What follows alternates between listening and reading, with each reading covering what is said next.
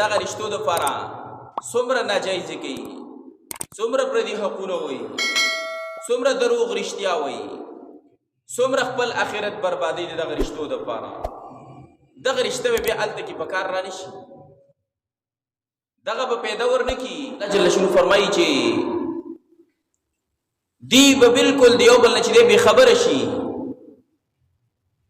او یو انسان به دا وګڼي، دا به ووایي الله جل شانو ته به عرض وکړي، الله ما د دې جهنم نه بچ کا، زما بچی چې دی هغه جهنم ته وغورځو خو ما د دې نه بچ کا.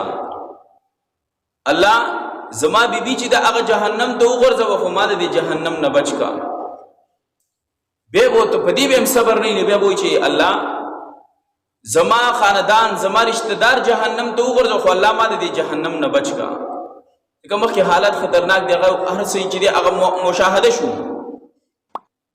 په دې به هم بس نه وي. آخر به الله جل شانو ته عرض وکړي، الله زما ربه په دې مخ د ځمکه چې څومره انسانانو زما نه علاوه الله دغه ټول جهنم ته وغورځوه خو ما د جهنم نه بچ کړه. الله به ورته فرمایي کلا، داسې نه ده، دا د انصاف ورځ ده. هر یو کس ته به خپل چې دی پوره انصاف میلاویږي، هر یو کس ته به پوره د عمل بدله میلاویږي.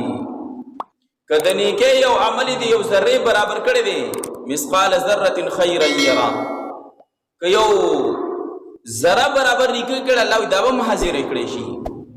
او که دغه رنګ یو د ګناه او د نافرمانۍ یو عمل یې کړی توبې نه دی ایستلي، الله دغه به هم حاضر کړی شي.